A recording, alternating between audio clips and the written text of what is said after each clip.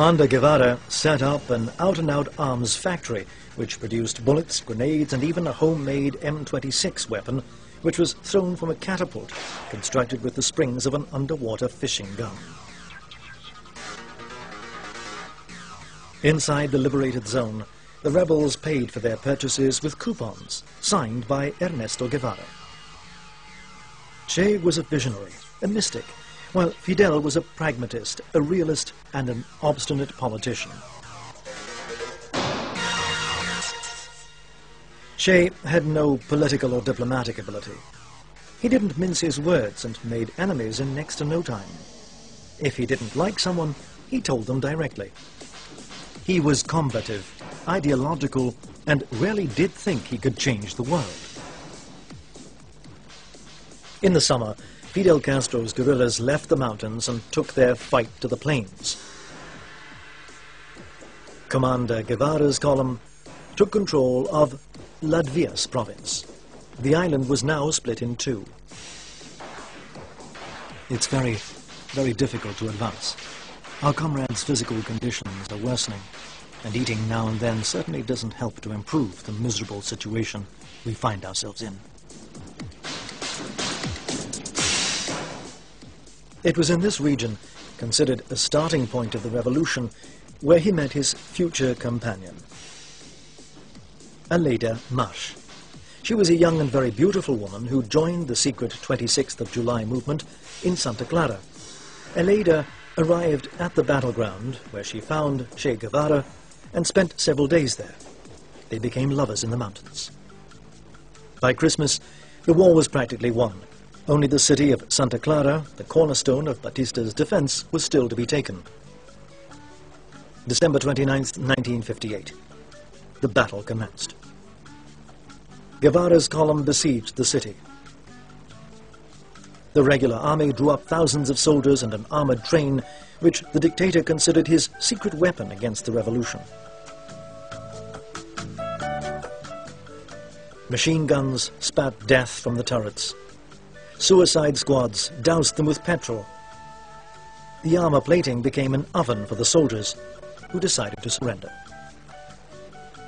They all surrendered in just a few hours, with their 22 wagons, cannons, machine guns, and fantastic ammunition supplies.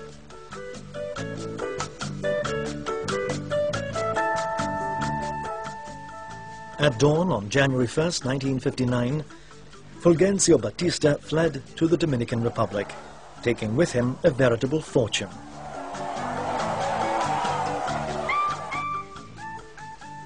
He left the country in the hands of a military junta which uselessly proposed an armistice to Fidel Castro.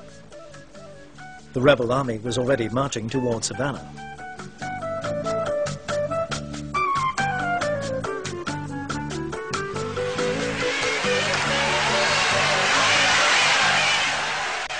January 3rd, 1959. Commander Guevara's column entered the capital. Popular enthusiasm was overwhelming. Several days later, Fidel Castro made his own triumphant entry into Havana. The revolution of the Barbudos, as everyone called the Sierra rebels, had won.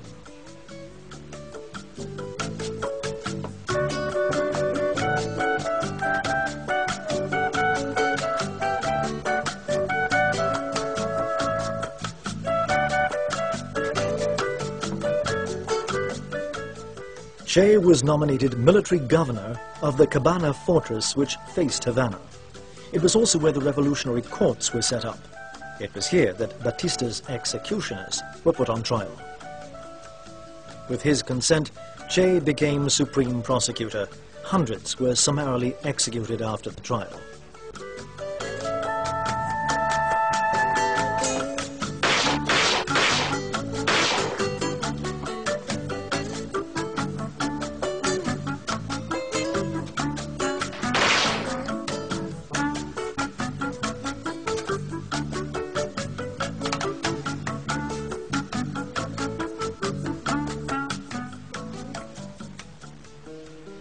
Ernesto Che Guevara was just 30 years old and already a legend. The foreigner, the Argentine as they called him in Cuba, would soon receive Cuban citizenship thanks to a clause in the new constitution, written especially for him. Primero de mayo, principios que fueron, lucha del obrero que se rebeló. Together with a few trusted companions, Guevara worked on the creation of a secret service for the security of the state. On Fidel's orders, he prepared the agrarian reform promised to the peasants by the revolutionaries. He was nominated Minister for Industry and found himself leading the ambitious Cuba industrialization program. To set up an industrialization process, Cuba must first recuperate its natural resources, which were given to foreign consortiums by the Batista dictatorship. And we must be prepared for the reaction of those who today control 75% of our trade and market.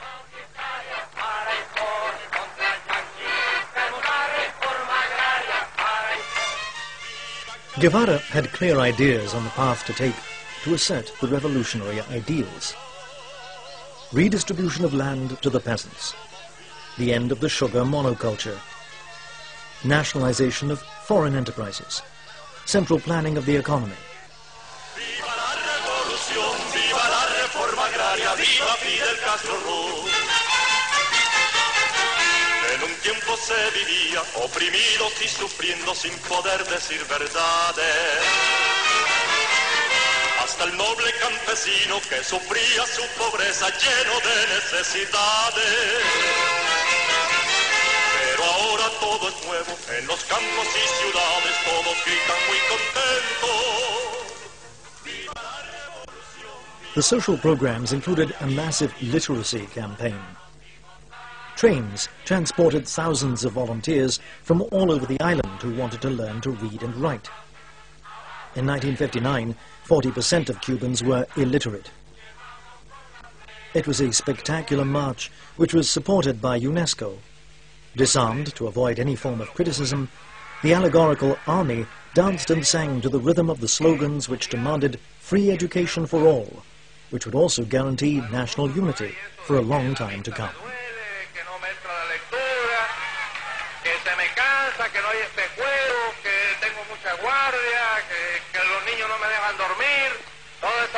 Todas esas cosas que andan por ahí sueltas.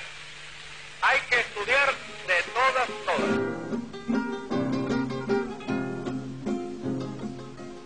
Guevara was also appointed President of the National Bank of Cuba. His capacity for work became legendary. From time to time he wrote to his parents. "Dear folks, it's 6:30 in the morning and I'm taking a break. It's not the start of the day, but the end. On the other hand, we are the future and we know it. We build with joy, even though we've forgotten our nearest and dearest."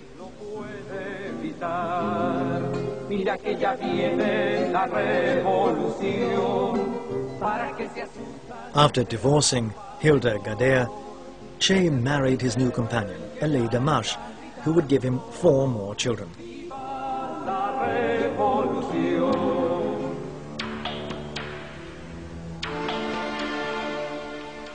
June 12, 1959. Che left for the first of his long trips as worldwide ambassador of the Cuban Revolution. He traveled extensively in search of new diplomatic and, above all, commercial relationships. Strict with himself, he decided to leave Aleida at home, but regretted it and wrote to his mother.